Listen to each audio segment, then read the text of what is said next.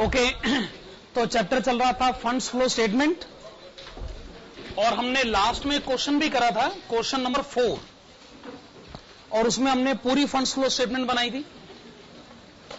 चलिए बात को आगे बढ़ाते हैं।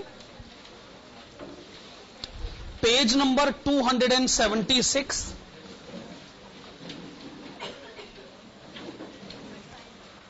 Question number 3, funds flow statement, page number 276, question number 3। The comparative balance sheet of Beta Company for the year 2011 and 2012 are given below. Prepare funds flow statement for the year 2012. एक काम करते हैं, करंट लायबिलिटीज और current assets को टिक करते हैं। Liability side पर सिर्फ एक करंट लायबिलिटी है, वो है सन्ड्री क्रेडिटर्स, उसको आप टिक लगा लीजिए। कोई और करंट लायबिलिटी हो तो बताइए। डिविडेंड और टैक्स को तो हम करंट मानने नहीं देंगे आपको, कम से कम इस चैप्टर में तो नहीं मानने देंगे। करंट एसेट्स, डेटर्स, स्टॉक और बैंक बैलेंस, 3 करंट एसेट हैं, 1 करंट लायबिलिटी है। पूरे आंसर में इसके बारे में सोचा भी नहीं जाएगा, डिस्कशन भी नहीं करा जाएगा। हाँ, एक बार आंसर आ जाए तो लास्ट में हम अपने आंसर को वेरीफाई करेंगे, और वेरीफाई करते हुए क्या बनाया जाता है, schedule of changes in working capital, तब इन्हीं के बारे में बात करेंगे। क्वेश्चन में कुछ इंफॉर्मेशन गिवन है, एडजस्टमेंट्स गिवन है, आप वो सारी एडजस्टमेंट्स पढ़ लीजिए।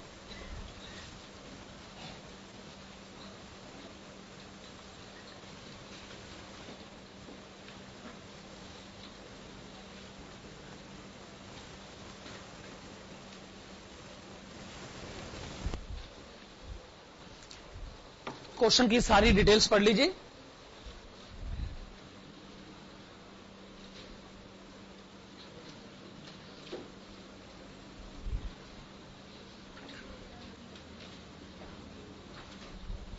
तो क्वेश्चन की रिक्वायरमेंट है कि फंड्स फ्लो स्टेटमेंट बनाया जाए।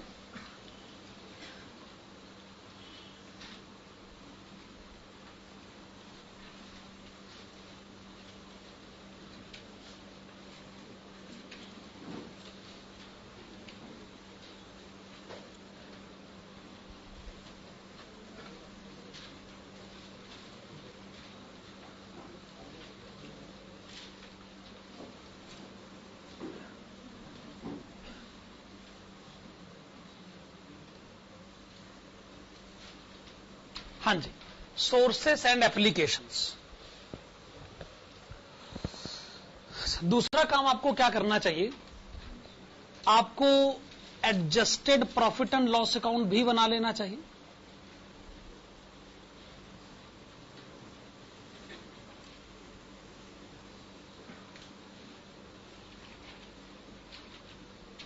अच्छा, ये अकाउंट क्यों बनाया जाए, ताकि आप जान सके फंड्स फ्रॉम ऑपरेशंस।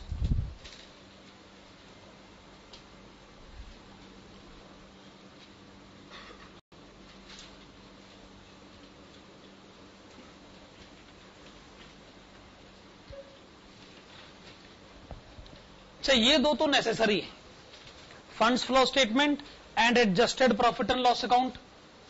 बाकी जरूरत के हिसाब से, मतलब बाकी सब वर्किंग नोट है, बाकी सब वर्किंग नोट।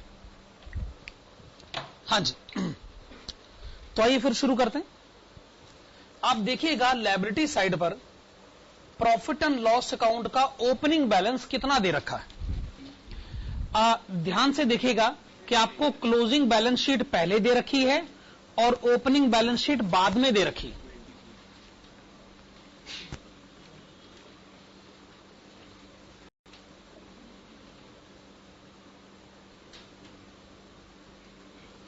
$20,450, क्या ये प्रॉफिट एंड लॉस अकाउंट का ओपनिंग बैलेंस है?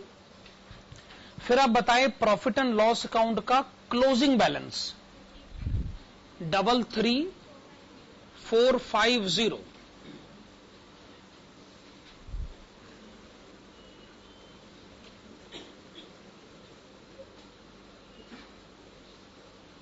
चलिए, ओपनिंग बैलेंस हो गया और क्लोजिंग बैलेंस हो गया।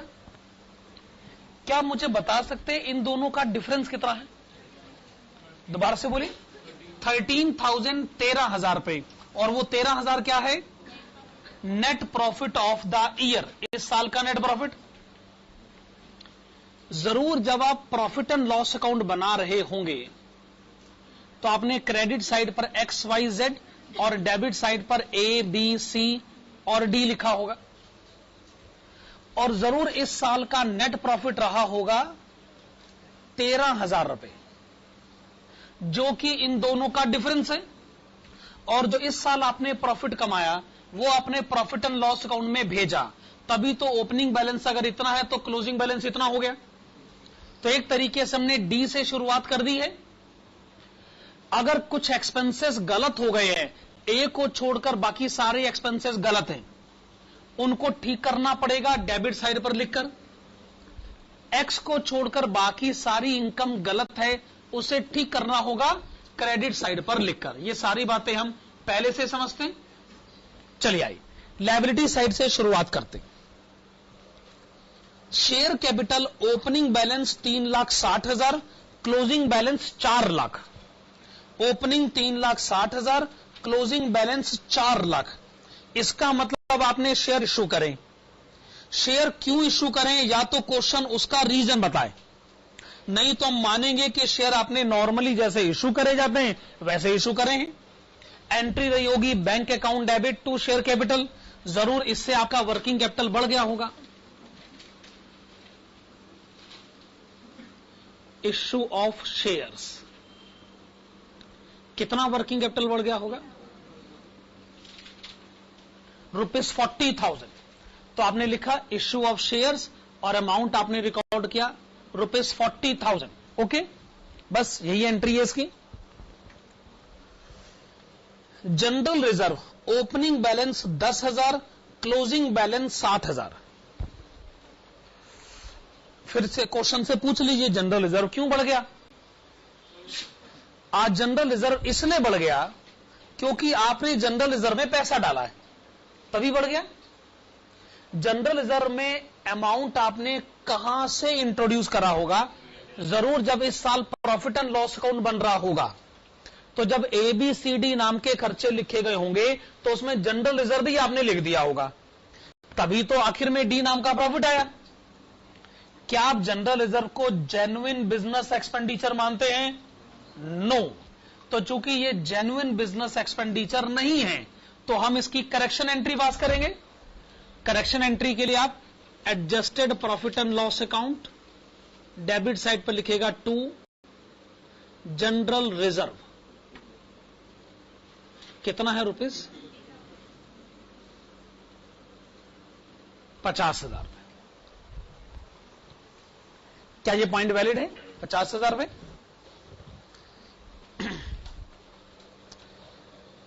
उसके बाद लिखा है प्रॉफिट एंड लॉस अकाउंट, वो तो ओपनिंग क्लोजिंग बैलेंसेस हो गए। सन्ड्री क्रेडिटर से हमें कुछ लेना देना नहीं। नेक्स्ट है डिविडेंड और टैक्स। आइए पहले टैक्स के मैटर को डिस्कस कर लेते हैं, और टैक्स के मैटर को डिस्कस करने के लिए काम करते हैं, प्रोविजन फॉर टैक्स अकाउंट बना लेते हैं। यह जरूरी नहीं कि आप हर छोटी बात के लिए अकाउंट बनाएं। अगर आप अकाउंट के बगैर भी सिचुएशन डील कर सकते हैं तो उसमें अपने को कोई दिक्कत नहीं।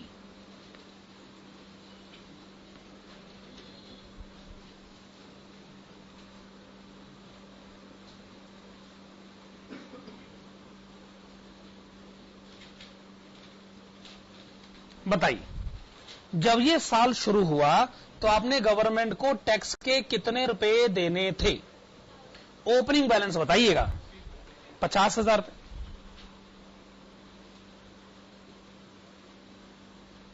फिर आप इसका क्लोजिंग बैलेंस भी बताइए। 32,000। This is to balance carried down. Okay, to balance carry down. जो टैक्स आप इस साल पे करोगे उसके लिए आप लिखोगे टू बैंक अकाउंट, और जो आप इस साल प्रॉफिट एंड लॉस अकाउंट से चार्ज करोगे उसके लिए आप क्या लिखोगे, by profit and loss account. अब क्वेश्चन इन दोनों में से कोई एक बता दे, दूसरा हम बता देंगे।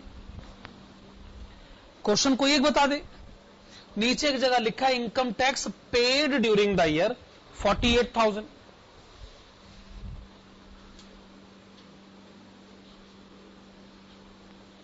तो प्रॉफिट एंड लॉस अकाउंट से जो चार्ज हुआ है 30,000।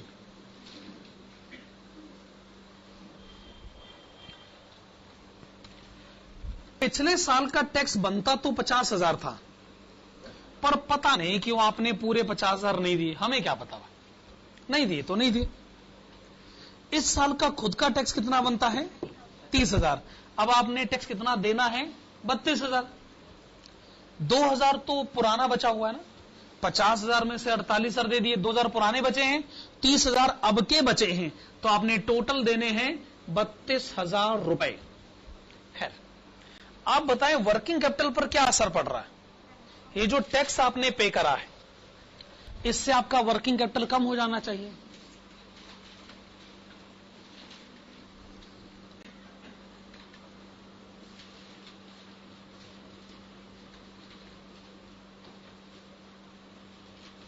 पेमेंट ऑफ टैक्स, ठीक है ना।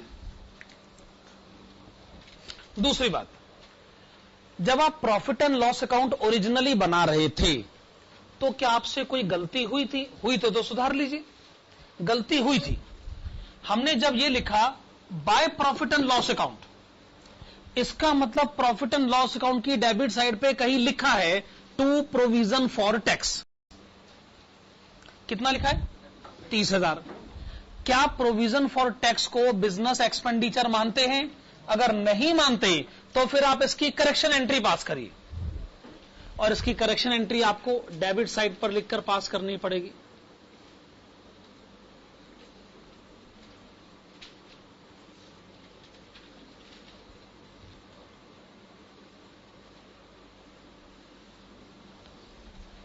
अब तक आपने दो गलत एक्सपेंडिचर को रेक्टिफाई कर लिया है, एक जनरल लेजर, दूसरा प्रोविजन फॉर टैक्स। दोनों में गलती क्या है कि ये बिजनेस रिलेटेड एक्सपेंडिचर नहीं है। हमें जो प्रॉफिट बताया गया वो ऐसे किसी भी एक्सपेंस को माइनस करने के बाद बताओगे तो हम बुरा मानेंगे, फिर हम इसकी रेक्टिफिकेशन एंट्री जरूर पास करेंगे। प्रोविजन फॉर टैक्स का मैटर डील हो चुका है। नेक्स्ट एंट्री कौन सी है, एक एंट्री बच गई ना लायबिलिटी साइड पर, कौन सी है, प्रोपोज्ड डिविडेंड।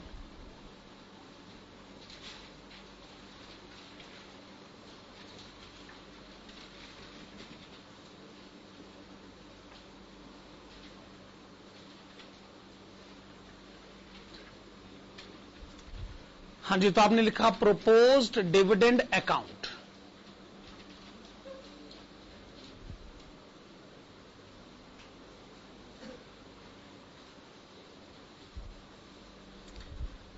तो आप मुझे proposed dividend account opening balance बताइएगा। प्रोपोज्ड डिविडेंड ओपनिंग बैलेंस है 28,800। प्रोपोज्ड डिविडेंड क्लोजिंग बैलेंस है 15,000।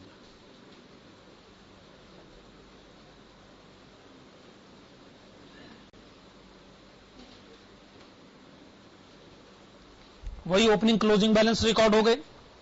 जो आप इस साल पे करोगे वो आप लिखोगे टू बैंक अकाउंट, और जो आपने इस साल प्रॉफिट एंड लॉस अकाउंट से चार्ज करना है वो by profit and loss account. कोई एक अमाउंट क्वेश्चन बता दे।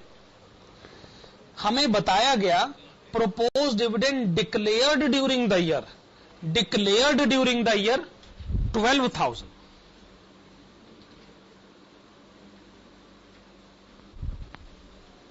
तो डेबिट साइड का बैलेंस कितना आ गया? 25,800।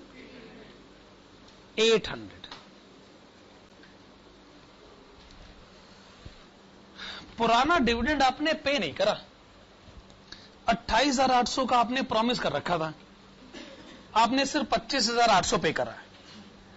आपने पूरा डिविडेंड क्यों नहीं पे करा? इस पर हमारा जवाब है, देखो जी ऐसा है, पहले भी आप बड़े बेकार के सवाल पूछते रहे हैं। भाई साहब हमें नहीं पता हमने क्यों नहीं पे करा, हम जानते हैं हमने कोई डिविडेंड का रजिस्टर बना के रखा हुआ है। अब कोई शेयर होल्डर मिला होगा, कोई नहीं मिला होगा, किसी कोई अपने घर के पते पर नहीं मिला होगा, कोई प्रॉब्लम हो गई होगी, किसी के शेयर होल्डर के साथ प्रॉब्लम चल सकती है, किसी की ओनरशिप का लीगल केस हो सकता है, कोई कोर्ट का स्टे ऑर्डर हो सकता है, जान भर की समस्या हो सकती है, और आप फालतू के सवाल मुझसे पूछ रहे हैं। भाई हमें क्या पता पैसा क्यों नहीं दिया, नहीं दिया तो नहीं दिया, ठीक है ना। हां तो जितना भी पैसा दिया उससे हमारा वर्किंग कैपिटल कम होना चाहिए, 25,800।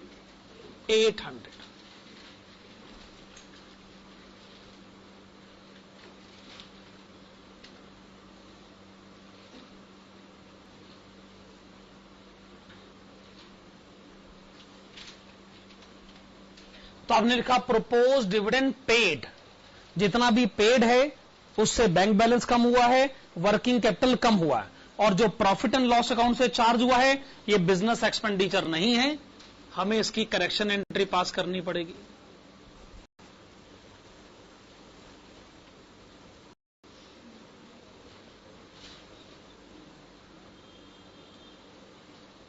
To proposed dividend. अच्छा, अगर प्रोपोज डिविडेंड का ट्रीटमेंट हो गया है तो क्या लगे हाथ इंटरिम डिविडेंड का ट्रीटमेंट भी कर लें? क्वेश्चन में कहीं कुछ लिखा है इंटरिम डिविडेंड के बारे में? इंटरिम डिविडेंड किसे कहते हैं? जो लगे हाथ ही पे हो जाता है, मतलब उसी अकाउंटिंग ईयर में ये डिक्लेयर भी होता है और पे भी हो जाता है। कभी बैलेंस शीट में इसका बैलेंस आता ही नहीं। अगर पे हो जाए तो बैलेंस शीट में बैलेंस क्यों आएगा भला? अगर पे हो जाए तो बैलेंस क्यों आएगा भला?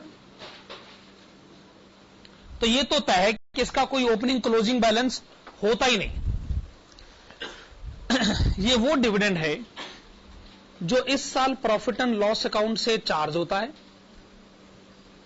और जितना भी चार्ज होता है एज इट इज उतना पे भी हो जाता है। इससे इंटरिम डिविडेंड कहते हैं। तो क्वेश्चन ने कितना बताया? इंटरिम डिविडेंड कितना है? 10,000।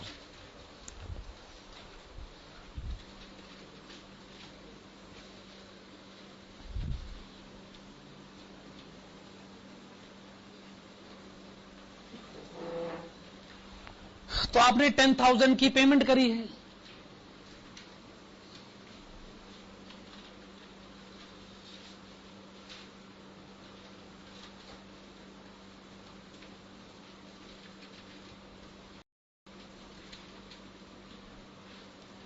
तो आपका वर्किंग कैपिटल कम हो गया, और उसी इंटरिम डिविडेंड को आपने प्रॉफिट एंड लॉस अकाउंट में चार्ज भी करा है, तो आपको उसकी रेक्टिफिकेशन एंट्री पास करनी पड़ेगी।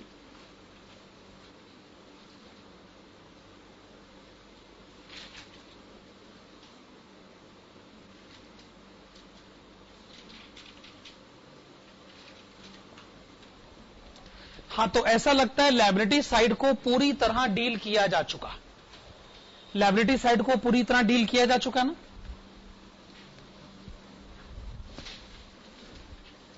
अब आइए हम एसेट साइड की तरफ चलें। हां जी, एसेट साइड की तरफ चलते। एसेट साइड में सबसे नीचे क्या लिखा हुआ है? प्रिलिमिनरी एक्सपेंसेस, जिसका ओपनिंग बैलेंस 7,200 रुपए, closing balance 0।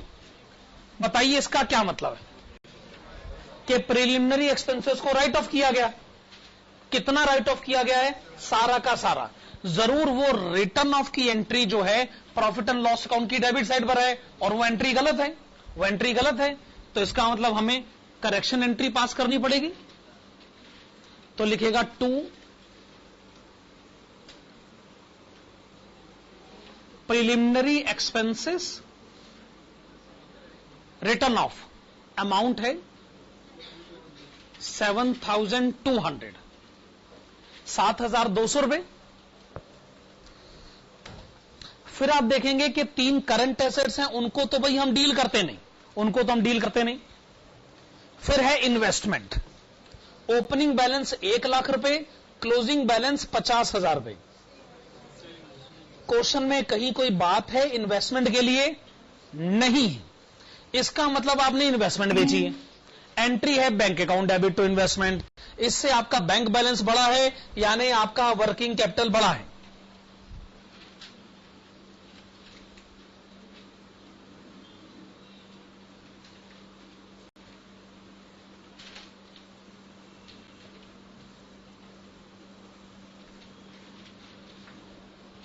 Cell of investment आपने लिखा 50,000 रुपए। तो क्या फिक्स्ड एसेट को छोड़कर आप बाकी सारी एंट्रीज डील कर चुके? तो फिक्स्ड एसेट जितनी भी हैं, फिक्स्ड एसेट की डिटेल्स को आप इकट्ठा कर लीजिए, फिक्स्ड एसेट्स की डिटेल्स को आप एक बार पढ़ लीजिए।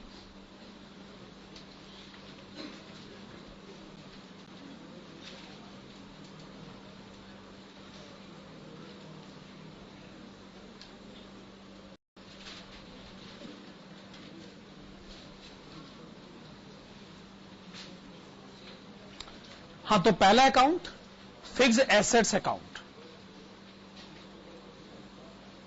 दूसरा अकाउंट कौन सा होना चाहिए?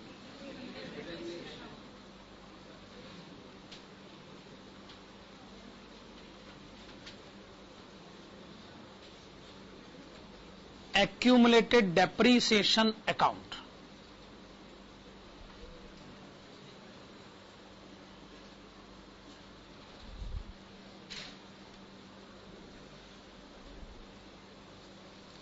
तीसरा अकाउंट कौन सा होना चाहिए?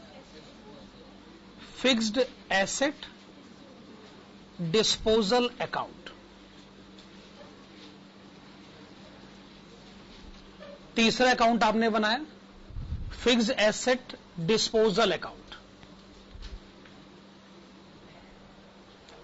यस, ये 3 अकाउंट्स के परफॉर्मे आपने बना लिए। फिक्स्ड एसेट का आप मुझे पहले तो ओपनिंग बैलेंस बताइए, ओपनिंग बैलेंस बताइए। 4,80,000।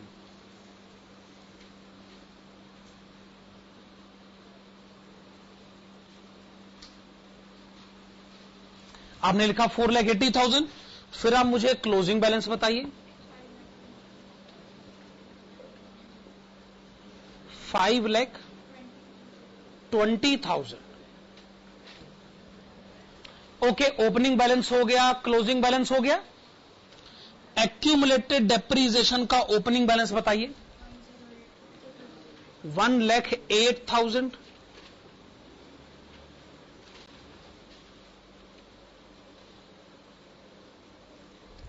एक्यूमुलेटेड डेप्रीसिएशन क्लोजिंग बैलेंस बताइए। 1,40,000।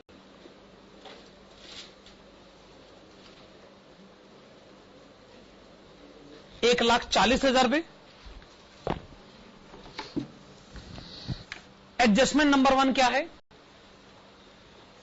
इस साल 40,000 का डेप्रीसिएशन और चार्ज किया गया है। 40,000 है ना? तो accumulated depreciation credit side by profit and loss account.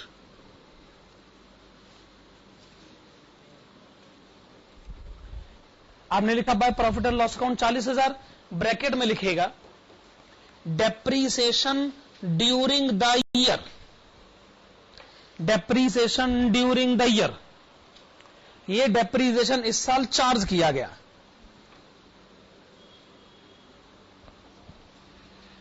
अगर साल के शुरू में 1,08,000 था, 40,000 का डेप्रीसिएशन और चार्ज किया गया, तो क्लोजिंग बैलेंस 1,40,000 कैसे हो सकता? इसका मतलब आपने 8,000 के डेप्रीसिएशन को बाहर निकाला है ना? 8,000 का डेप्रीसिएशन इस अकाउंट से बाहर निकला है। जरूर जो एसेट आपने बेची है उस पर आज तक का डेप्रीसिएशन 8,000 रहा होगा, और एक्यूमुलेटेड डेप्रीसिएशन ने कहा कि मैं इस एसेट का डेप्रीसिएशन नहीं संभालना चाहता, जो एसेट ही बेच दी गई, इसके डेप्रीसिएशन को यहां से बाहर निकाल के ले जाइए। To fixed asset disposal account,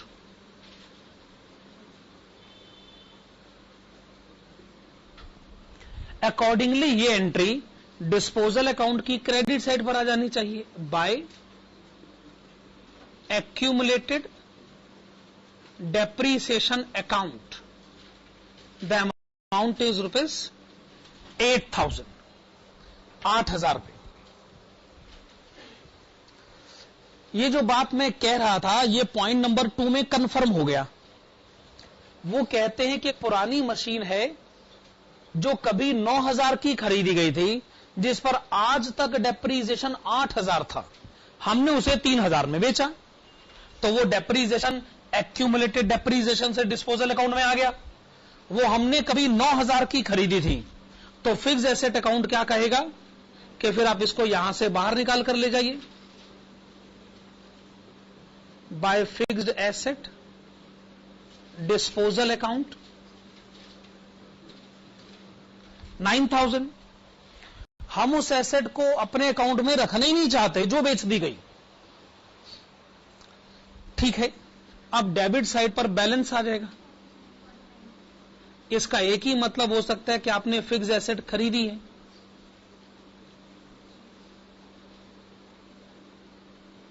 और ये कितना आ रहा है 49,000, और ये एंट्री डिस्पोजल अकाउंट की डेबिट साइड पर आएगी।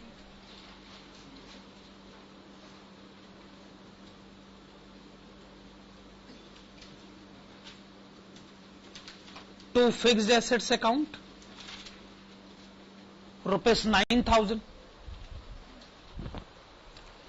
तो जो फिक्स्ड एसेट आपने बेच दी वो कभी 9,000 की हमने खुद खरीदी थी, आज तक डेप्रीसिएशन 8,000 लग चुका था, यानी आज की कीमत थी सिर्फ 1,000। हमने आज इसको कितने में बेच दिया 3,000 रुपए में।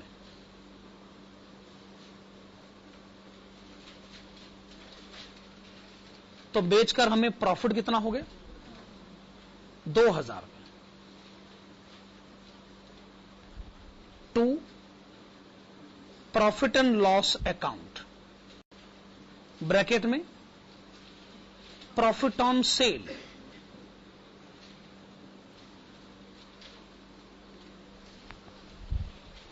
अकाउंट बन गए।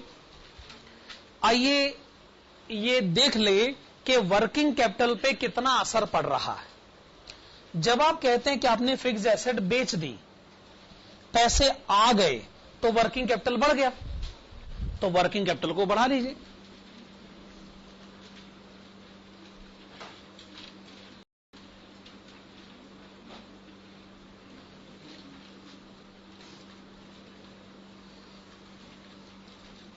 ठीक है ना। जब आप कहते हैं कि आपने फिक्स एसेट खरीद ली, पेमेंट कर दी, तो वर्किंग कैपिटल कम हो गया, वर्किंग कैपिटल कम कर लीजिए।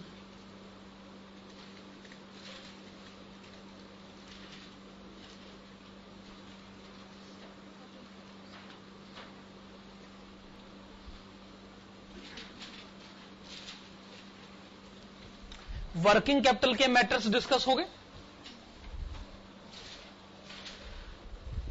जब इस साल का प्रॉफिट एंड लॉस अकाउंट बन रहा था, तो जो आपने डेप्रीसिएशन चार्ज किया, ये आपने गलत काम किया, आपको इसकी करेक्शन एंट्री पास करनी पड़ेगी।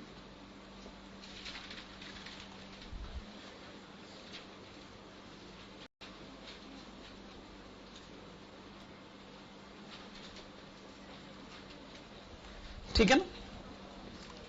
और तो और ये जो प्रॉफिट ऑन सेल की एंट्री रिकॉर्ड हुई होगी, ये जरूर प्रॉफिट एंड लॉस अकाउंट के क्रेडिट साइड पे रिकॉर्ड हुई होगी, और अगर क्रेडिट साइड की गलती को सुधारना हो तो adjusted profit and loss account की भी क्रेडिट साइड पर ही लिखना पड़ता है।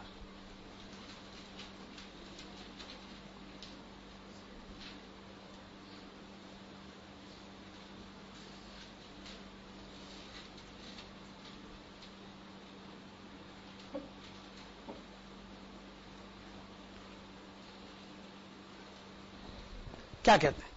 क्या सारी करेक्शन एंट्रीज हो गई? अब हमारे हिसाब से तो हम क्वेश्चन की सारी एंट्रीज डील कर चुके हैं, कोई एंट्री नहीं बची हुई है।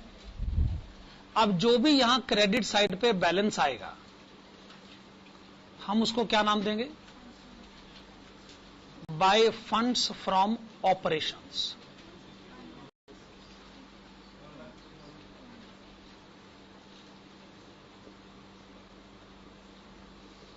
फिर से बताइए। ओके, 160,200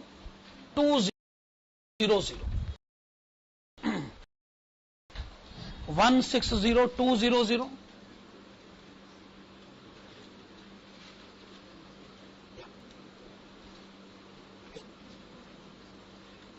60,200 फंड्स फ्रॉम ऑपरेशन, जाने बिजनेस के कारण वर्किंग कैपिटल कितना बढ़ गया। शेयर्स इश्यू करे, इन्वेस्टमेंट बेची, फिक्स एसेट बेची, वर्किंग कैपिटल बढ़ गया अन्य कारणों से भी। टैक्स की पेमेंट करी, डिविडेंड पे करा, इंटरम डिविडेंड पे करा, फिक्स एसेट गया।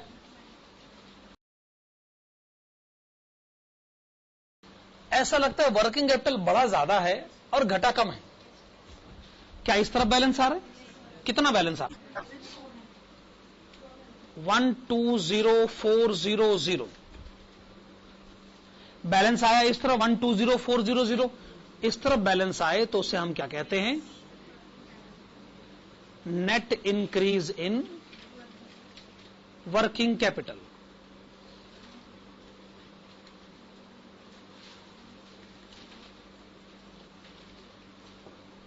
This is net increase in working capital.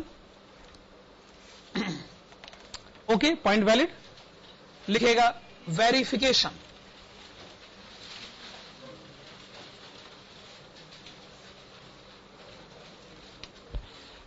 ये जो आपने आंसर कैलकुलेट करा है, इतनी मेहनत से कैलकुलेट करा है, इसको एक बड़े आसान से तरीके से कैलकुलेट करके बताएं।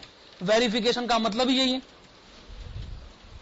वेरिफिकेशन के लिए आपको क्या बनाना होगा? शेड्यूल ऑफ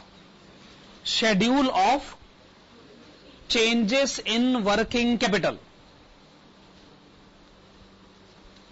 आप बनाएंगे schedule of changes in working capital.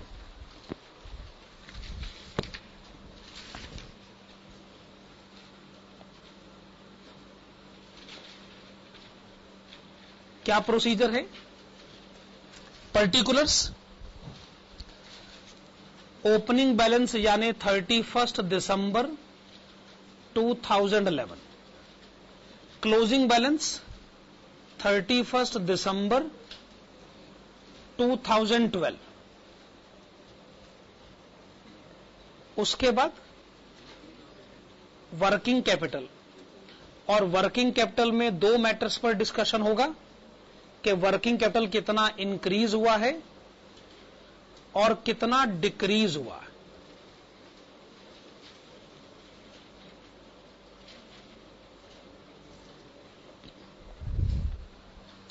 चलिए, पहली करंट एसेट कौन सी है? डेटर्स। डेटर्स का ओपनिंग बैलेंस 1,18,300 रुपए, क्लोजिंग बैलेंस 1,67,800 रुपए। डेटर्स बैलेंस बढ़ गया, करंट एसेट बढ़ गई। कितनी बढ़ गई? 49,500।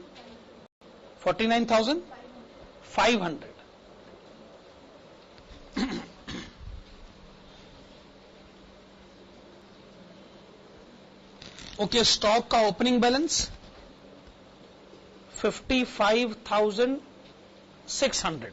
स्टॉक का क्लोजिंग बैलेंस 90,500। स्टॉक बैलेंस कितना बढ़ गया?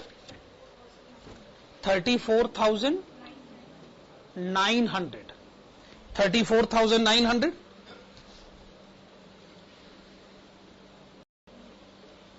Bank balance, opening balance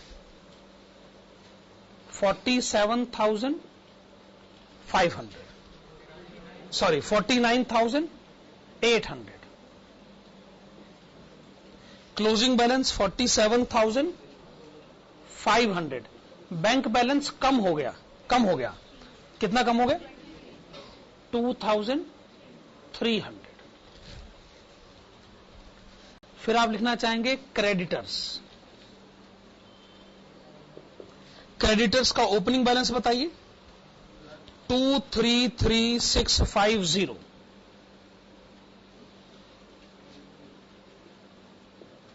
creditors का ओपनिंग बैलेंस बताइए, 195,350। क्रेडिटर्स कम हो गए यानी वर्किंग कैपिटल बढ़ गया, यही इसका मतलब होता ना। कितना बढ़ गया? 38,300।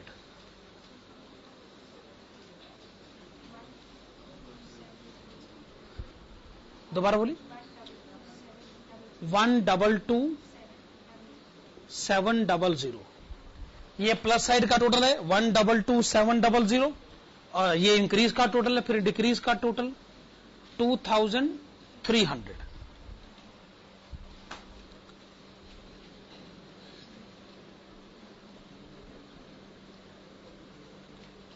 Okay, net increase in working capital.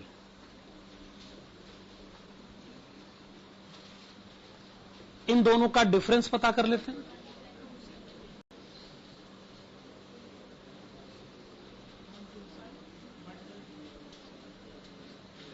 और ये आंसर वही आना चाहिए, ये रहा 120,400।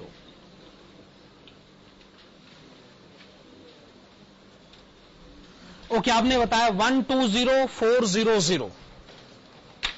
हाँ जी, ये हमें क्वेश्चन नंबर 3 का आंसर दे दिया। मैं फिर बताना चाहूंगा, वेरिफिकेशन जो है ये पूरी तरह ऑप्शनल है। आप वेरिफिकेशन प्रोसीजर में नहीं जाना चाहते तो आपकी मर्जी। हाँ जी, अगले क्वेश्चन पर आने से पहले हमें कंसेप्ट को समझना होगा, फिर हम अगला क्वेश्चन अटेम्प्ट कर पाएंगे।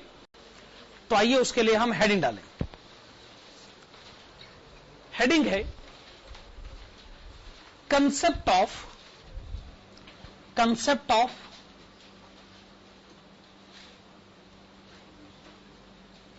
Pre acquisition. Concept of pre acquisition dividend.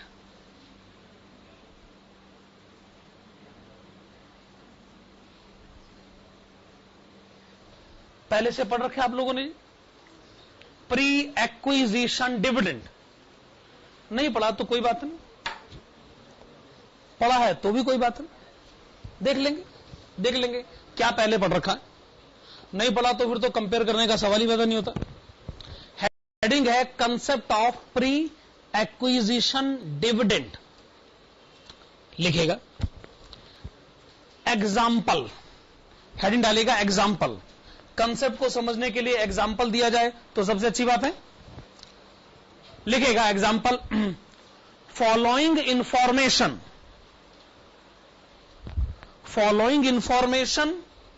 Is provided to you. Following information is provided to you. Number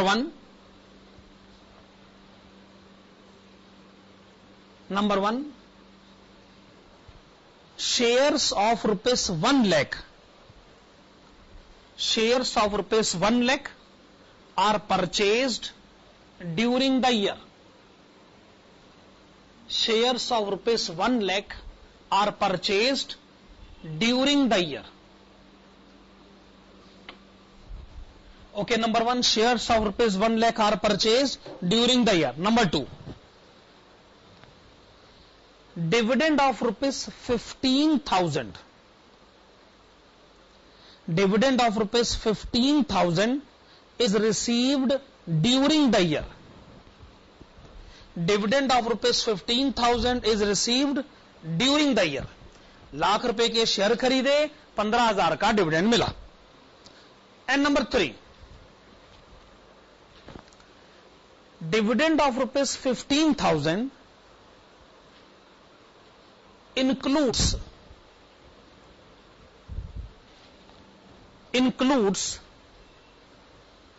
pre-acquisition dividend,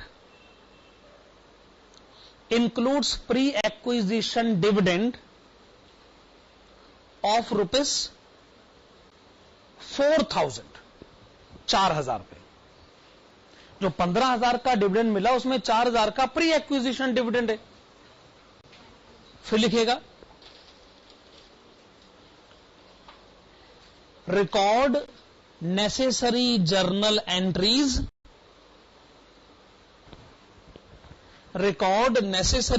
entries, and give the proper explanation.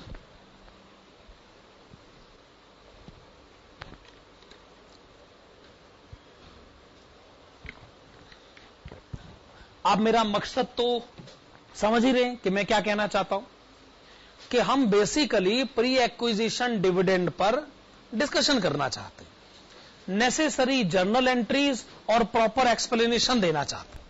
चलिए ठीक है, फिर इसको क्वेश्चन समझते हैं, आंसर देते हैं और कंसेप्ट को क्लियर करते हैं। आइए इसका आंसर शुरू करते हैं। लिखेगा नंबर 1। तो आप कहते हैं हमने ₹1,00,000 के शेयर खरीदे, तो शेयर्स खरीदने के केस में जर्नल एंट्री क्या रिकॉर्ड होनी चाहिए? खरीदा भाई, खरीदा, पैसे दिए हैं, तो या तो कह लो इन्वेस्टमेंट अकाउंट डेबिट, या कह लो शेयर्स अकाउंट डेबिट, या कह लो investment in shares account debit, जो मर्जी कह लो। शेयर्स अकाउंट डेबिट, हमने किसी दूसरी कंपनी के शेयर्स खरीदे, तो या तो कहिए शेयर्स अकाउंट डेबिट, या कहिए इन्वेस्टमेंट अकाउंट डेबिट, या कहिए investment in shares account debit, एक ही बात है। 2 बैंक अकाउंट,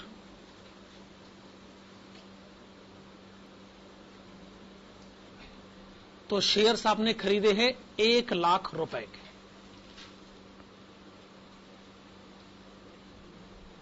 ओके, शेयर्स आपने खरीदे ₹1,00,000 के।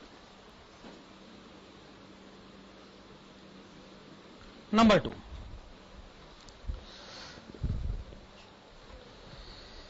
क्या आपको 15,000 का डिविडेंड मिला है? तो एंट्री होनी चाहिए बैंक अकाउंट डेबिट,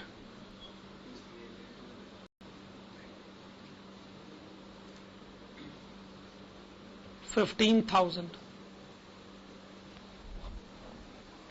2 क्या लिखे? ओके, आप लोगों ने ठीक कहा। 2 dividend received account,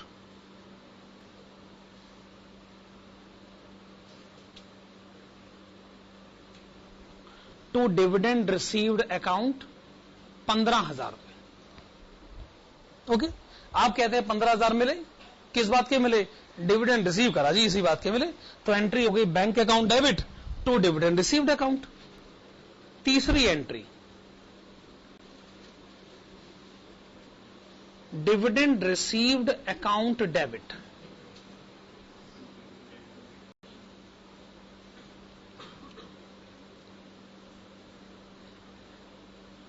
₹15,000।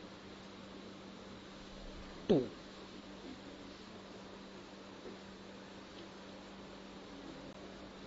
Profit and loss account,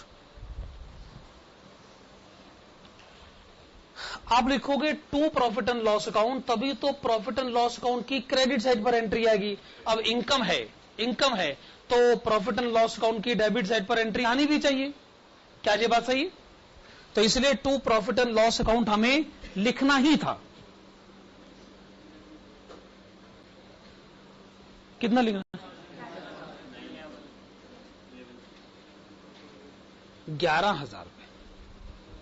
and 2 shares account, कितना लिखना है? 4,000 रुपए। 2 प्रॉफिट एंड लॉस अकाउंट 11,000 रुपए टू शेयर्स अकाउंट 4000 रुपए। बस जी यही समझना, जो भी इसके पीछे की कहानी को समझना। देखो जी ऐसा है, अब ना आपको कमाई और इनाम में फर्क करना सीखना होगा।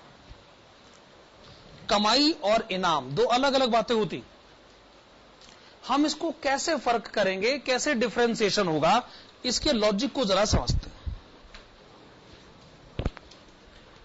मान लीजिए आज हमने शेयर खरीदा इस पर्टिकुलर डेट को, कंपनी ने कुछ ही दिन के बाद डिविडेंड डिक्लेयर कर दिया। मैंने तो शेयर बस अभी खरीदा था, कुछ ही दिन पहले, यूं समझ लीजिए 1 महीना पहले। उससे पीछे के जो 11 महीने थे तब वो शेयर किसी और ने होल्ड करके रखा हुआ था, मैंने नहीं होल्ड करा था, मैंने तो बस अभी 1 महीने पहले खरीदा। तो जब कंपनी डिविडेंड देगी तो क्या वो सारा डिविडेंड मुझे मिल जाएगा, या मुझे डिविडेंड सिर्फ 1 महीने का मिलेगा? सारा डिविडेंड मुझे मिल जाएगा, पक्का? पर जब आप सारे साल में ओनर थे ही नहीं, तो आप पूरे साल के डिविडेंड के मतलब आपको कैसे मिल सकता? क्यों मिले आपको? लेकिन आपने पूरे साल के लिए शेयर तो होल्ड करे ही नहीं ना। सवाल तो मैं ये कह रहा हूं, जब पूरे साल के लिए शेयर आपके पास था ही नहीं, तो डिविडेंड आपको पूरे साल का कैसे दिया जा सकता है?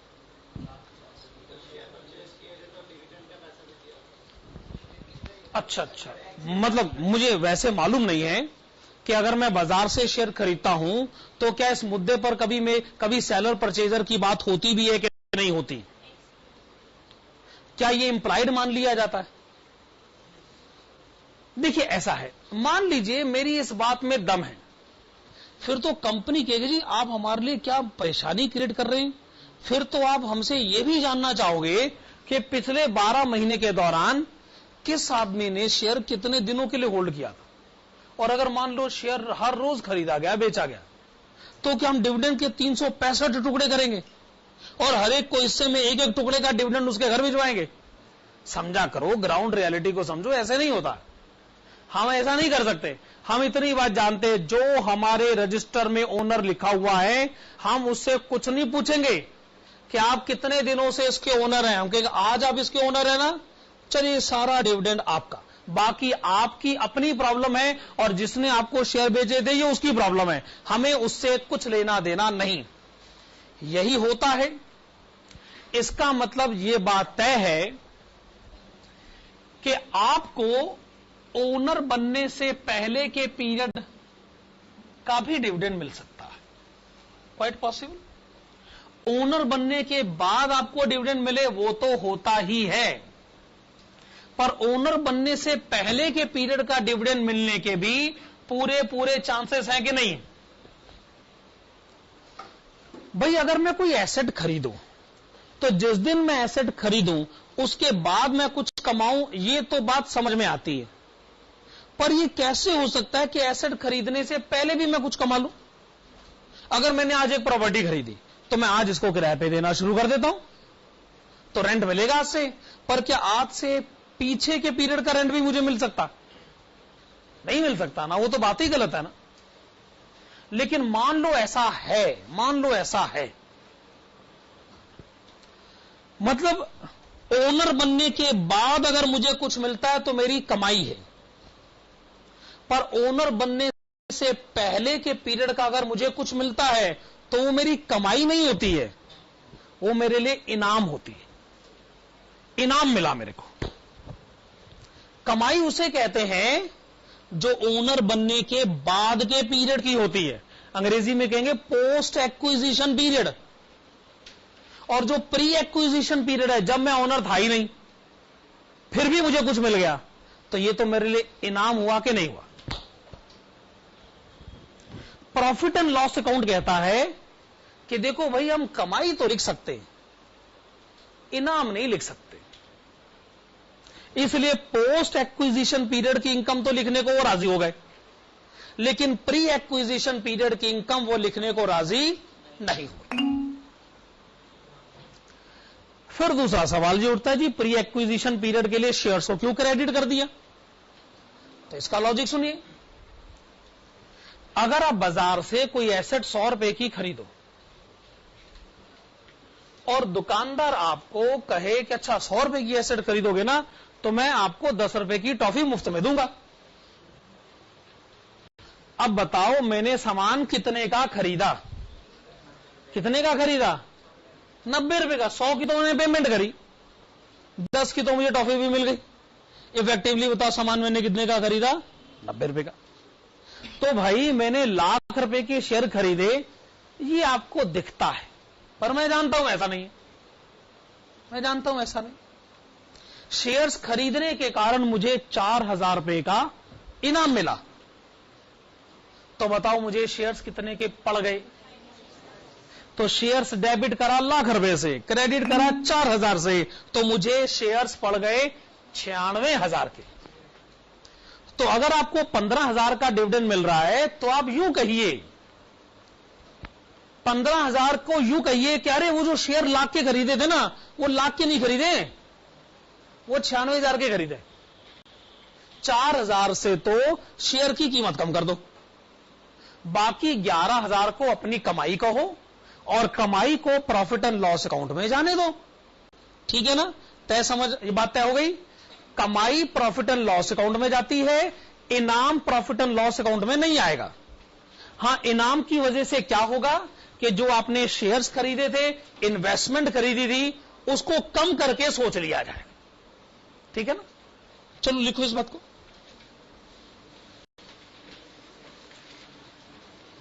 टोटल नीचे लिखेगा एक्सप्लेनेशन, एक्सप्लेनेशन लिखेगा। Total dividend of ₹15,000,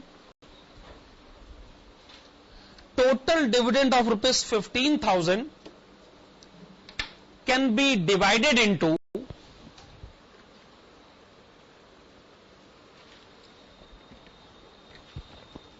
total dividend of ₹15,000 can be divided into following two categories. Following two categories. Number 1, dividend of ₹11,000, dividend of ₹11,000 relating to post acquisition period, relating to post acquisition period, which can be regarded as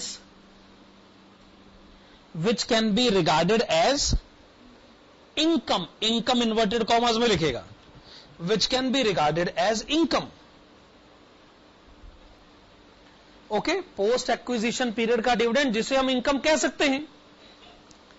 आगे लिखेगा it is to be transferred to profit and loss account, यानी income profit and loss account में transfer होनी चाहिए। And number 2,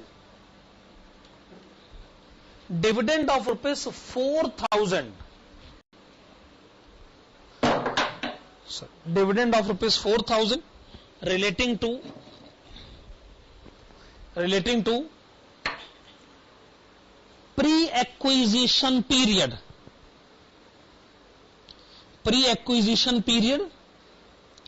which cannot be regarded as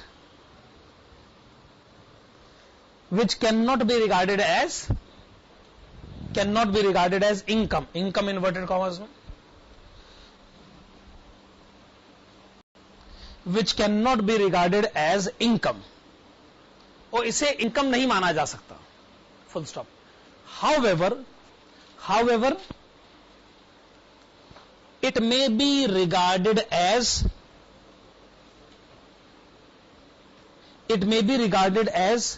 a benefit. It may be regarded as a benefit which will have the impact of it may be regarded as the benefit which will have the impact of reducing the amount of investment, reducing the amount of investment. तो आगे से अगर हमें इनाम मिले तो हम कहेंगे जी हमने इन्वेस्टमेंट सस्ती खरीद ली, है कि नहीं? 100 रुपए का सामान खरीदे, 10 रुपए का इनाम मिल जाए तो कहना शुरू कर दीजिए जी मैंने तो सामान 90 रुपए का खरीदा। यही ही कहिए, आप 10 रुपए को अपनी इनकम कहोगे तो अकाउंट्स वाले मानने वाले नहीं है जी, ये इनकम कैसे हो सकती है? सामान सस्ता खरीदा ये कहिए, इनकम मत कहिए। चलो ठीक है जी, कंसेप्ट समझ में आ गया। Question number 6, question number 6, page number 277, question number 6।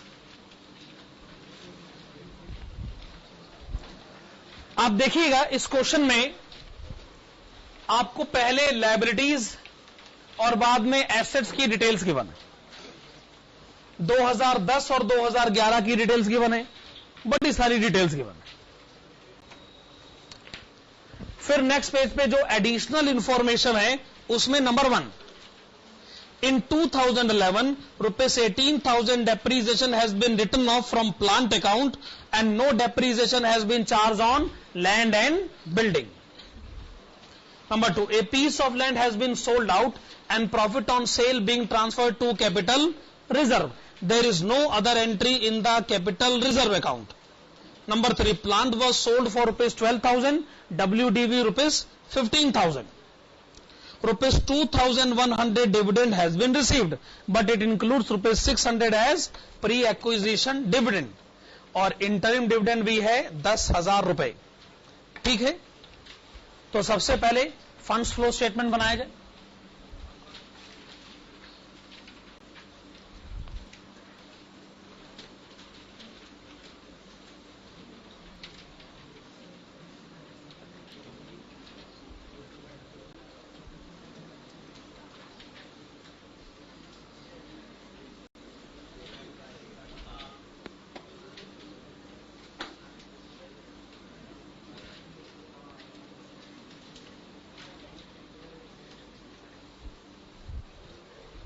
हाँ जी, फंड्स फ्लो स्टेटमेंट बनाइए, adjusted profit and loss account बनाइए।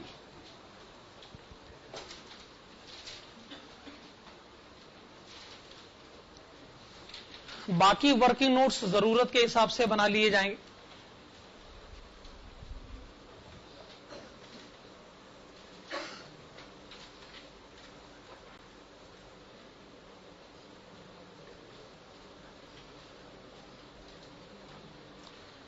लायबिलिटी साइड देखिएगा, प्रॉफिट एंड लॉस अकाउंट का ओपनिंग और क्लोजिंग बैलेंस आइडेंटिफाई करिएगा। ओपनिंग बैलेंस है 18,000,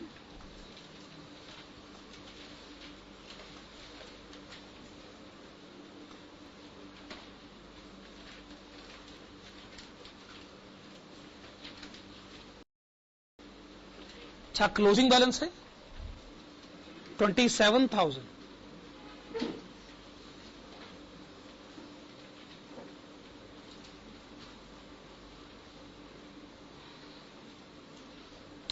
डिफरेंस इस साल की नेट इनकम है जिसको कि हमें करेक्ट करना पड़ेगा, ठीक है ना?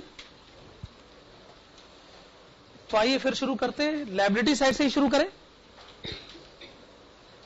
Equity share capital opening balance 2 lakh रुपए, क्लोजिंग बैलेंस 3 लाख रुपए। या तो क्वेश्चन बताए कि शेयर कैपिटल क्यों बढ़ गया, और अगर क्वेश्चन साइलेंट है तो फिर हमें मालूम है कि हमने इसको कैसे बढ़ाना है। जरूर एंट्री रही होगी bank account debit to equity share capital, इसका मतलब आपका बैंक बैलेंस बढ़ा है, आपका वर्किंग कैपिटल बढ़ा है।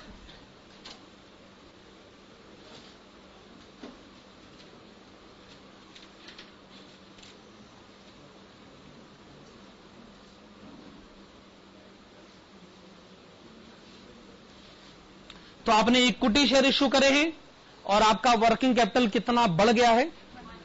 1 लाख। हां, तो इक्विटी शेयर इश्यू करने के कारण वर्किंग कैपिटल बढ़ गया 1 लाख रुपए। प्रेफरेंस शेयर, क्वेश्चन कहता है opening balance 1 lakh, closing balance 50,000। क्या कोई इंफॉर्मेशन है? नहीं है। इसका मतलब आपने प्रेफरेंस शेयर रिडीम करे हैं, आपने पैसे दिए हैं, तो आपका वर्किंग कैपिटल कम हो जाना चाहिए।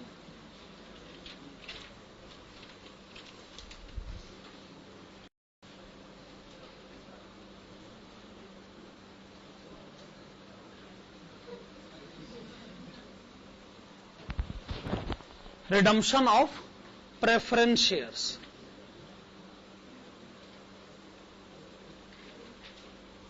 हां जी, तो सिचुएशन को डील करना हमारे लिए काफी आसान था ना। हमने इक्विटी शेयर इश्यू करे, वर्किंग कैपिटल बढ़ गया, हमने प्रेफरेंस शेयर रिडीम करे, वर्किंग कैपिटल घट गया। सिचुएशन हमारे लिए काफी कन्वीनियंट है। General reserve opening balance 20,000, closing balance 30,000। क्या क्वेश्चन में है कोई जनरल रिजर्व की एंट्री?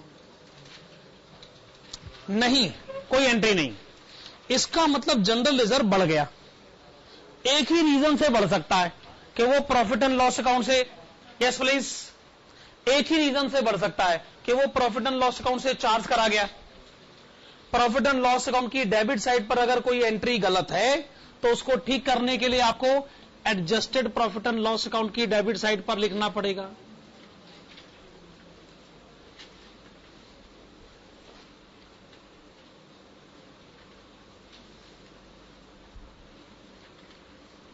टू जनरल रिजर्व 10,000 रुपए।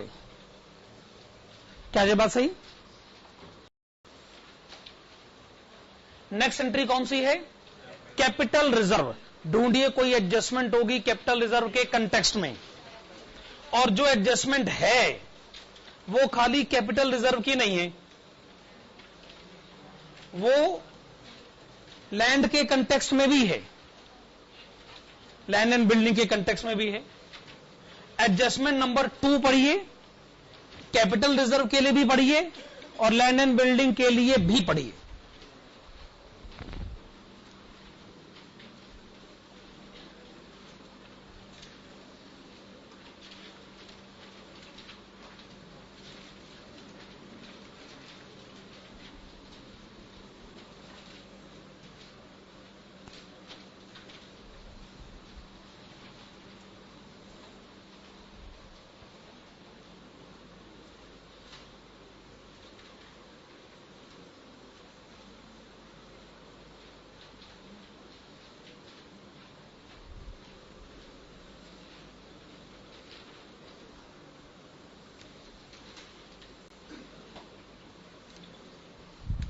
पहले तो ये बताइएगा कि लैंड एंड बिल्डिंग का ओपनिंग बैलेंस कितना है? 1 लाख रुपए।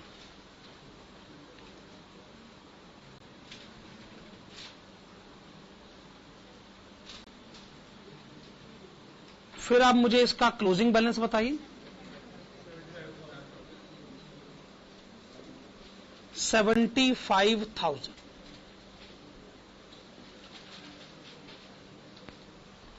आपने ओपनिंग बैलेंस लिखा, आपने क्लोजिंग बैलेंस लिखा। ओपनिंग और क्लोजिंग बैलेंस में डिफरेंस कितना है? 25,000। यानी जो जमीन आपने बेची है वो 25,000 की है। मैं ये नहीं कह रहा कि आपने 25,000 में उसे बेचा है, मैं कह रहा हूं वो 25,000 की है जो जमीन आपने बेची। हमें जो जानकारी दी जा रही है वो ये है कि जमीन आपने बेची प्रॉफिट पे, और जितना भी प्रॉफिट कमाया गया उसे कैपिटल रिजर्व में ट्रांसफर किया गया, और कैपिटल रिजर्व अकाउंट में इसके अलावा और कोई एंट्री है ही नहीं। और कैपिटल रिजर्व जो लायबिलिटी साइड पर है उसका बैलेंस मुझे दिख रहा है 25,000 में। इसका मतलब मैंने 25,000 की जमीन 25,000 के प्रॉफिट पर बेची। तो कितने में बेची है? 50,000 में।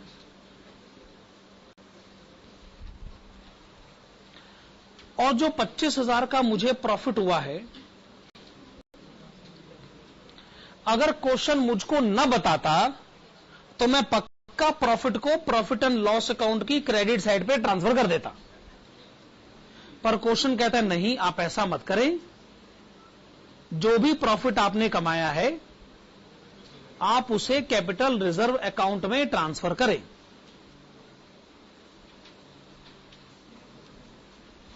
अब ये क्वेश्चन कह रहा है तो हम कुछ कर भी नहीं सकते।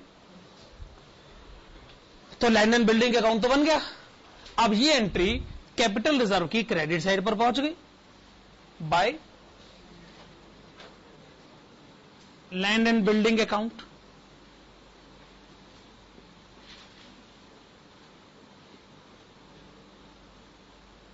$25,000 और कैपिटल रिजर्व का क्लोजिंग बैलेंस हो गया। इस तरीके से सोचा जाए तो ₹25,000 कैपिटल रिजर्व अकाउंट भी बन गया, दोनों अकाउंट बन गए। अब ये बताइए कि वर्किंग कैपिटल पे क्या असर पड़ रहा है। जब आप कहते हो कि आपने जमीन बेची है तो इसका मतलब आपका वर्किंग कैपिटल बढ़ा है।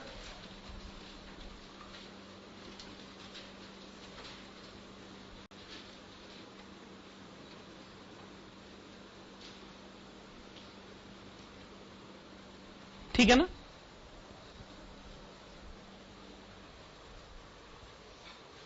अब सवाल ये उठता है कि जब इस साल का प्रॉफिट एंड लॉस अकाउंट बन रहा था, क्रेडिट साइड पर XYZ, डेबिट साइड पर ABCD, क्या आपसे कोई गलती हुई थी? नहीं हुई गलती। गड़बड़ ये हो गई कि प्रॉफिट आप कैपिटल रिजर्व अकाउंट में ले गए। अगर ये प्रॉफिट एंड लॉस अकाउंट की क्रेडिट साइड पे चला जाता तो ये पक्का गलती की डेफिनेशन में मान लिया जाता, फिर मैं इसको सुधार देता। अब क्या करें? जब कुछ मत कर, जरूरी है कुछ ना कुछ करना ही है। अरे जब कोई गलती नहीं, एक आदमी कहता है जी मैं गलती सुधारना चाहता हूं पर मैंने कोई गलती नहीं करी। अच्छा, ये क्या बात हुई भला? मैं कोई गलती नहीं करता हूं जी, लेकिन मैं अपनी गलती सुधारना चाहता हूं। कितनी कॉन्ट्राडिक्टरी बात है। जब कोई गलती हुई नहीं तो सुधारोगे कैसे भाई? प्रॉफिट एंड लॉस अकाउंट में गलतियां होती, जब साबित ही नहीं हो रहा कि वहां कोई एंट्री पहुंची है तो फिर आप उसे सुधार भी कैसे सकते हो? तो इसीलिए आगे बढ़िए, अब इस बात को छोड़िए।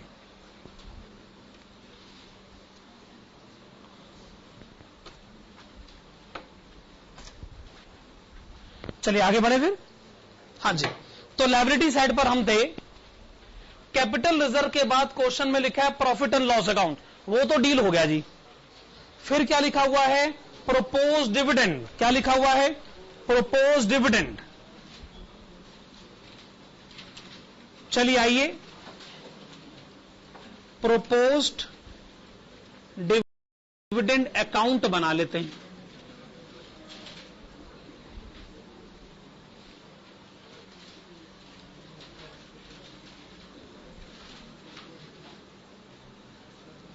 क्या आप मुझे प्रोपोज्ड डिविडेंड का ओपनिंग बैलेंस बता सकते हैं? दोबारा से बताइए। 28,000 है।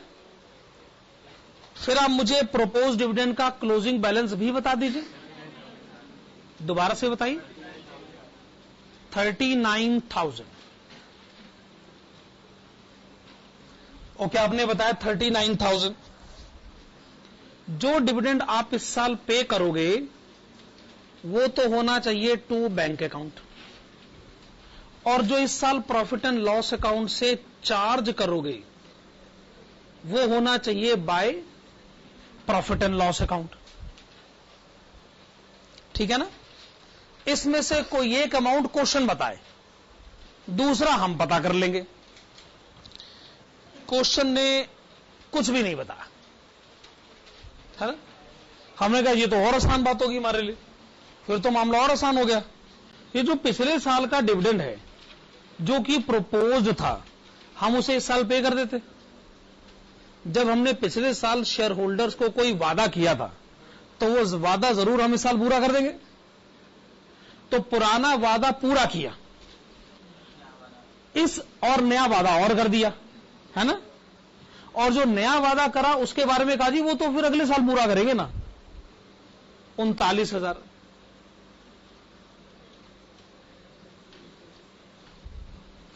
ठीक है ना। चूंकि पिछले साल का वादा इस साल पूरा किया गया, इस साल पैसे दिए गए, तो इस साल वर्किंग कैपिटल हमारा कम हो गया।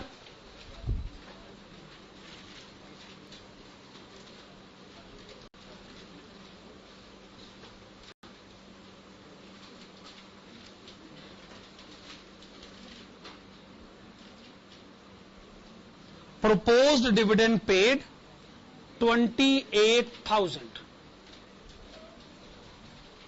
और जो इस साल प्रॉफिट एंड लॉस अकाउंट से चार्ज किया गया उसकी करेक्शन एंट्री पास करनी पड़ेगी।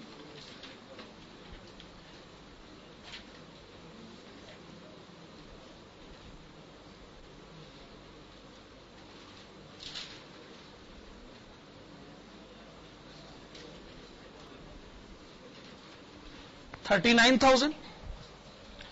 देखिए, प्रपोज्ड डिविडेंड का ट्रीटमेंट हो गया है, लगे हाथ इंटरिम डिविडेंड का ट्रीटमेंट भी कर ले अगर क्वेश्चन में है तो। कितना इंटरिम डिविडेंड गिवन है? 10,000। इंटरिम डिविडेंड जाने इसी साल पे हुआ, इसी साल प्रॉफिट एंड लॉस अकाउंट से चार्ज हुआ 10,000।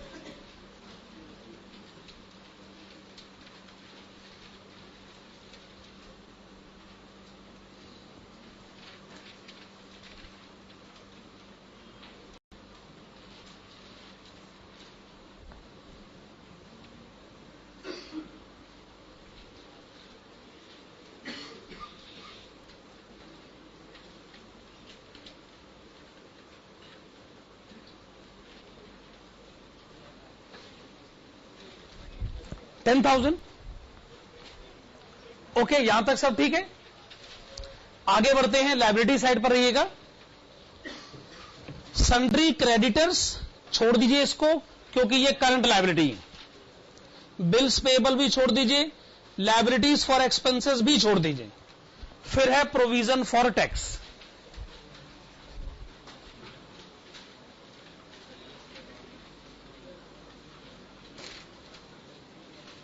अकाउंट्स बनाना आपकी मर्जी पर निर्भर करता है। अगर आपको लगता है कि जी मैं अकाउंट के बगैर अपनी बात कहने में सक्षम हूं, तो फिर आप अकाउंट मत बनाइएगा।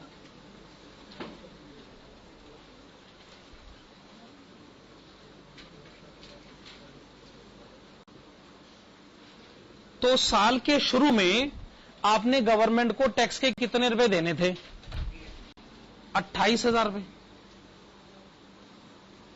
साल के आखिर में 32,000 रुपए।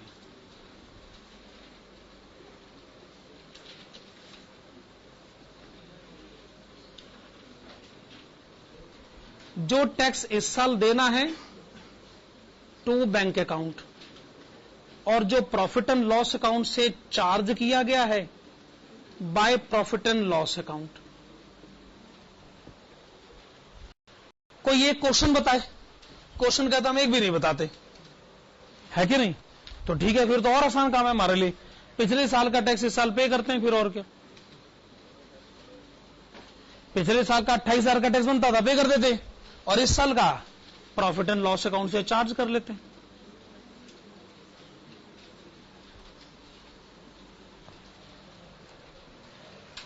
जो आपने इस साल टैक्स पे करा है उससे आप अपना वर्किंग कैपिटल कम करिए।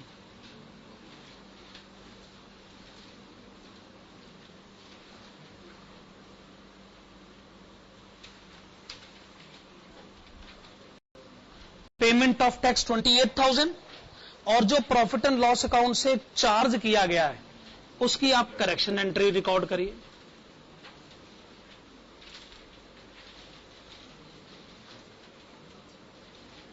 To provision for tax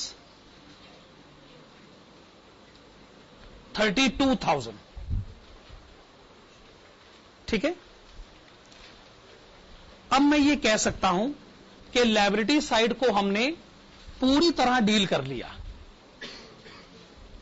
liability side को हमने पूरी तरह डील कर लिया। अब हमें एसेट साइड की तरफ आ जाना चाहिए।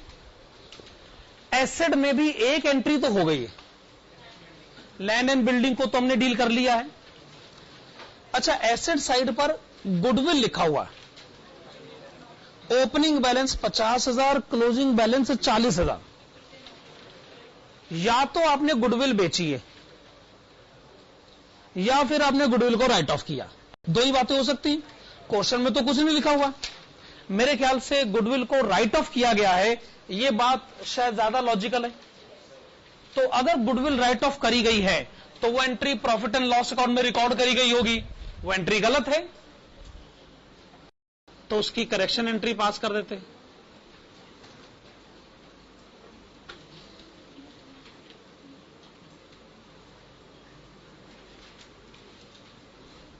आपने लिखा to goodwill return of ₹10,000। Okay, yes. Land and building,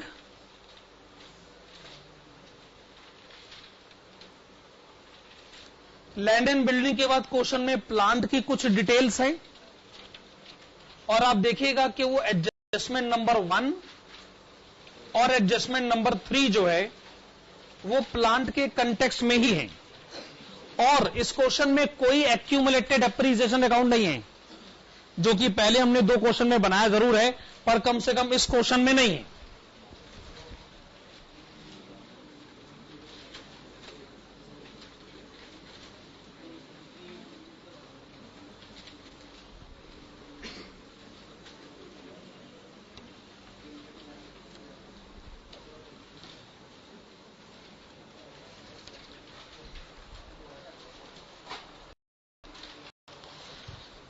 हाँ, तो पहले ये बताइएगा कि प्लांट का ओपनिंग बैलेंस क्वेश्चन में कितना लिखा है?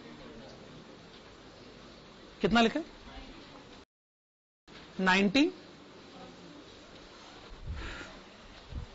90,000।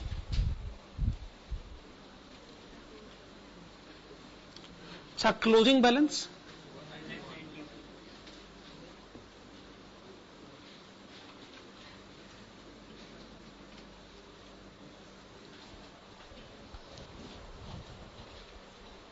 1,91,000।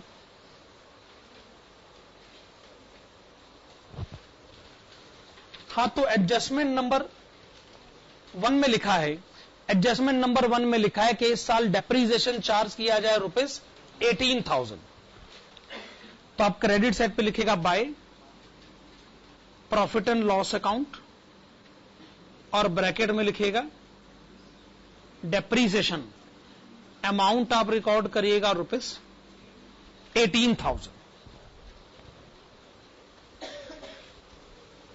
एडजस्टमेंट नंबर 3 में लिखा है कि एक प्लांट है जिसकी रिकॉर्ड में कीमत 15,000 है, पर हमने उसको 12,000 में बेचा। तो आप क्रेडिट साइड पे लिखेंगे बाय बैंक अकाउंट, ब्रैकेट में सेल, हमने उसको 12,000 में बेचा है और बेचकर हमको 3,000 रुपए का लॉस हुआ। तो आप लिखेगा by profit and loss account, bracket में लॉस ऑन सेल, और कोई एंट्री क्वेश्चन में तो गिवन नहीं। तो प्लांट डेबिट साइड पे जो बैलेंस आएगा हम उसको कहना चाहेंगे टू बैंक अकाउंट, और ब्रैकेट में लिखेगा परचेजेस।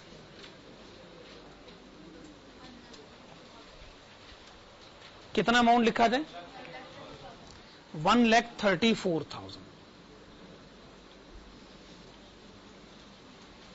1,34,000 अकाउंट तो बन गया। अब आप ये सोच लीजिए कि वर्किंग कैपिटल रिलेटेड एंट्रीज कौन सी? Purchase and sale obviously,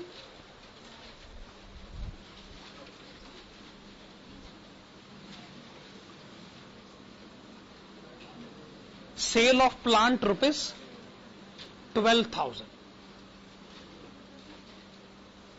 sale of plant ₹12,000,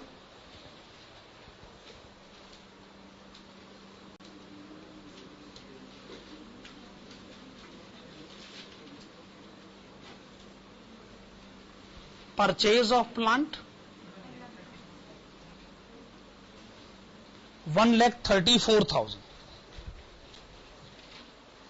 ये दोनों एंट्री वर्किंग कैपिटल से रिलेटेड थी, सो हमने रिकॉर्ड कर ली।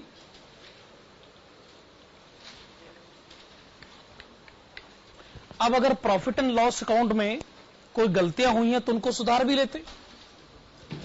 एक डेप्रीसिएशन की एंट्री को सुधारना पड़ेगा, दूसरा loss on sale of machine 2,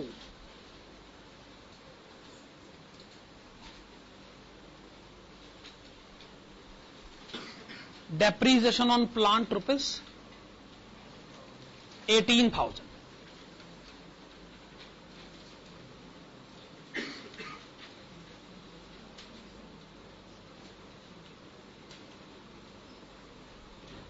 to loss on sale of plant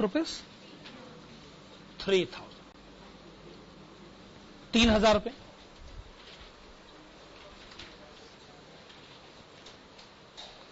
अब मैं ये कह सकता हूं कि प्लांट के कंटेक्स्ट में सारी एंट्रीज रिकॉर्ड हो चुकी। अब क्वेश्चन में नेक्स्ट एंट्री है इन्वेस्टमेंट, वो तो खैर है ही।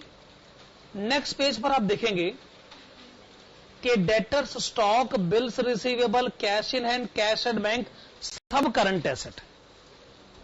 और लास्ट में है प्रिलिमिनरी एक्सपेंसेस, जिसका ओपनिंग बैलेंस अगर 10,000 है तो क्लोजिंग बैलेंस 7,000 है। यानी आपने प्रिलिमिनरी एक्सपेंसेस को राइट ऑफ करा है।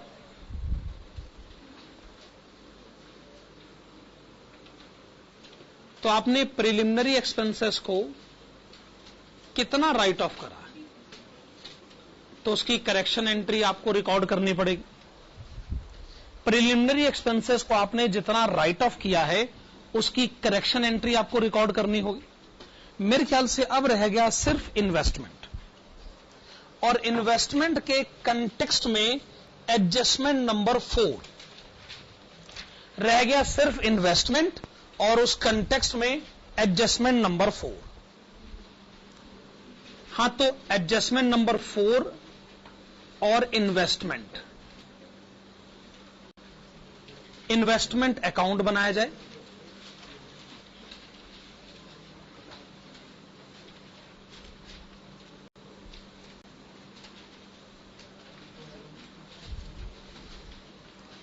इन्वेस्टमेंट का ओपनिंग बैलेंस क्वेश्चन में कितना गिवन है? 10,000।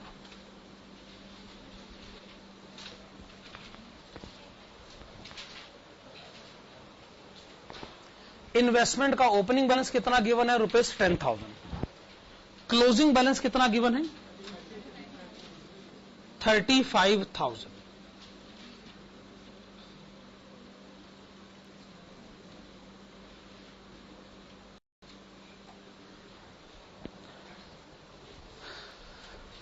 वेल, ऐसा लगता तो है कि हमने इन्वेस्टमेंट 25,000 की खरीदी।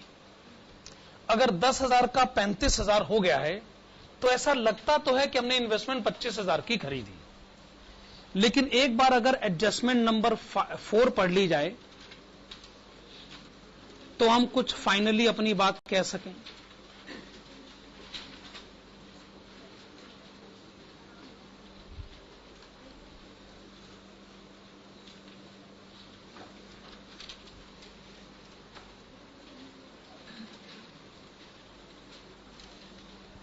तो एडजस्टमेंट नंबर 4 में कहा गया है कि हमें 2,100 रुपए का डिविडेंड मिला।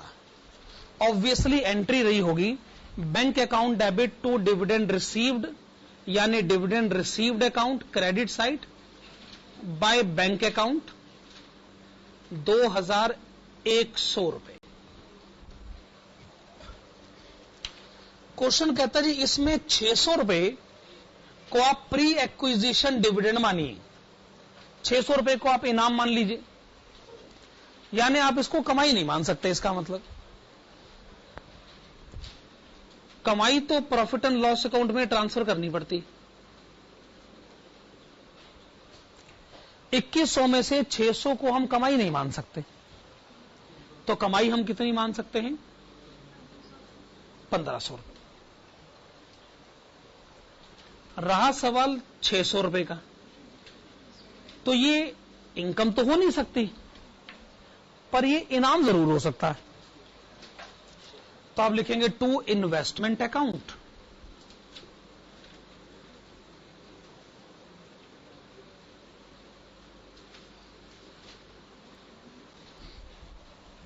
अकॉर्डिंगली इन्वेस्टमेंट अकाउंट की क्रेडिट साइड पर एंट्री आ जाएगी।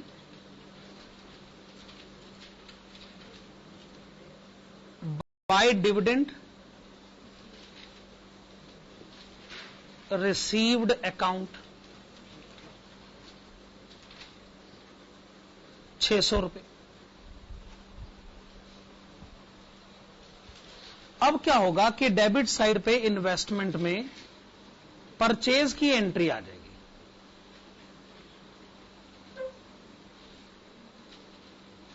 आपने इन्वेस्टमेंट कितने की खरीदी? 25,600 रुपए।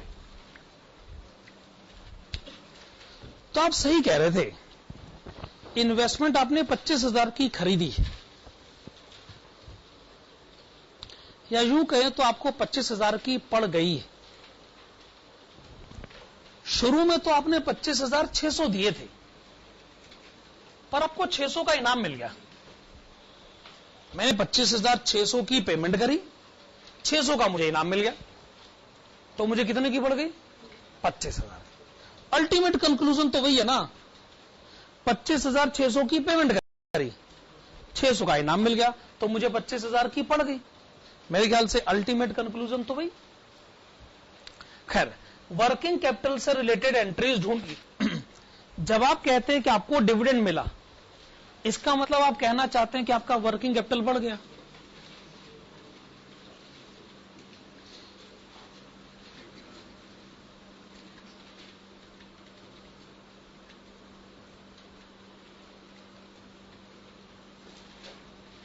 ठीक है ना?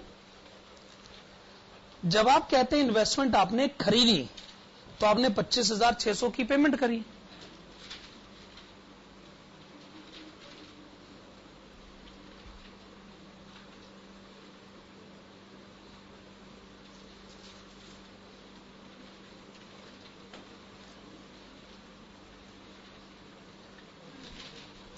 ऑब्वियसली 600 रुपए अगर 25,600 में शामिल हैं, तो वो 2,100 में भी शामिल है, दोनों में है।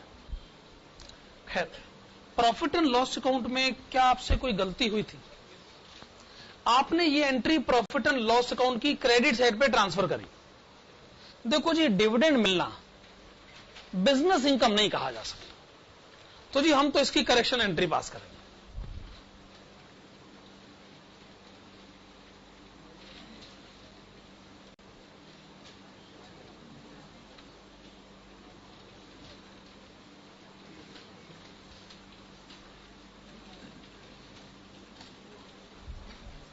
ठीक बात है ना?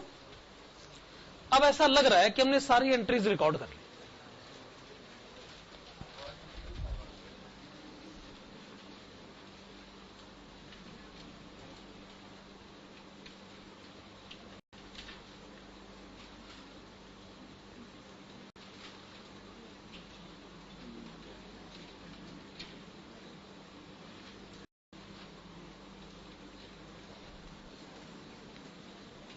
बताओ जी, फंड्स फ्रॉम ऑपरेशन कितना? दोबारा बोले।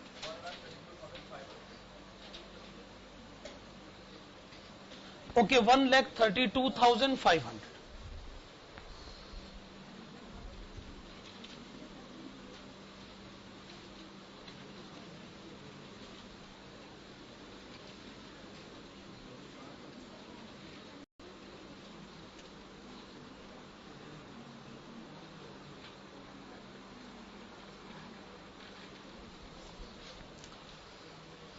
एंट्रीज तो सारी रिकॉर्ड हो चुकी। अब बैलेंसिंग फिगर किस तरफ आ रहा है? इस तरफ आ रहा है, 21,000। इसको आप क्या कहना चाहेंगे?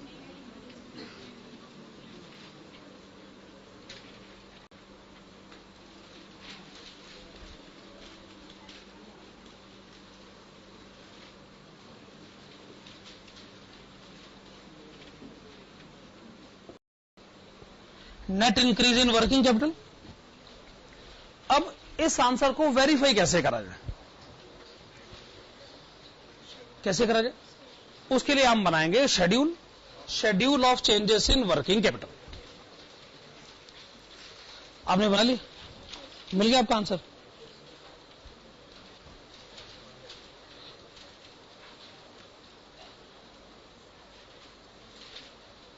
हाँ, तो आपने हेडिंग डाल ली, schedule of changes in working capital. वैसे आप ये खुद भी कर सकते हैं, लेकिन चूंकि घर जाके भी खुद ही करना है, तो क्यों ना अभी भी खुद ही कर लेते। घर जाके पता नहीं याद रहे ना याद रहे, अभी लगे हाथ हो रहा है। हाँ ठीक है, तो पहला कॉलम पर्टिकुलर्स, दूसरा है 2010, तीसरा है 2011, फिर वो वर्किंग कैपिटल इंक्रीज डिक्रीज है। आप नहीं लिखना चाहते मत लिखिए, कोई जबरदस्ती थोड़ी है, मतलब मैं कोई चेक थोड़ी कर रहा हूं कि आप कॉपी में क्या लिखें। चलो जी, पहले लिखिएगा सन्ड्री डेटर्स, पहले लिखिएगा sundry debtors, opening balance 60,000, opening balance 60,000, closing balance 90,000। Debtors बढ़ गया, वर्किंग कैपिटल बढ़ गया 30,000 रुपए, इंक्रीज साइड पर लिखेगा। फिर लिखेगा स्टॉक, ओपनिंग बैलेंस लिखिए 85,000, क्लोजिंग बैलेंस लिखिए 78,000। कम हो गया, वर्किंग कैपिटल कम हो गया, डिक्रीज साइड पे लिखेगा 7,000। बिल्स रिसीवेबल, ओपनिंग बैलेंस लिखिए 15,000, क्लोजिंग लिखिए 18,000, वर्किंग कैपिटल बढ़ गया 3,000 रुपए। Cash in hand, opening 7,000, closing 6,000, कम हो गया, डिक्रीज साइड पे लिखेगा 1,000 रुपए। Cash at bank, opening 10,000, closing 22,000। Okay, कितना बढ़ गया? 12,000 रुपए। इंक्रीज साइड पर आपने लिखा, होगी सारी करंट एसेट्स। करंट लायबिलिटीज, पहले लिखेगा क्रेडिटर्स, ओपनिंग लिखिए 25,000, क्लोजिंग लिखिए 47,000। क्रेडिटर्स बढ़ गए, बुरी बात है, डिक्रीज साइड पे लिखेगा 22,000, 22,000 रुपए डिक्रीज साइड पे लिखेगा। बिल्स पेबल, ओपनिंग 10,000, क्लोजिंग 6,000, कम हो गए, अच्छी बात है, 4,000 रुपए इंक्रीज साइड पर लिखेगा। लास्ट में liabilities for expenses, opening 8,000, closing 6,000, कम हो गए, अच्छी बात है, इंक्रीज साइड पर लिखेगा कितना? 2,000। इंक्रीज का टोटल 51,000, डिक्रीज का टोटल 30,000, डिफरेंस 21,000। ये वही है net increase in working capital. ठीक बात है। चलिए, आज की क्लास हम लोग यहीं कंप्लीट करते हैं। Thank you.